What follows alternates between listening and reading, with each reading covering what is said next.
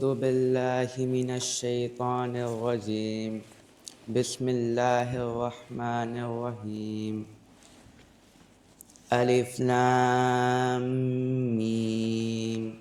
ذلك الكتاب لا ريب فيه هدى للمتقين الذين يؤمنون بالغيب ويقيمون الصلاة ومما رزقناهم ينفقون والذين يؤمنون بما أنزل إليك وما أنزل من قبلك وبالآخرة هم يوقنون أولئك على هدى من ربهم وأولئك هم المفلحون.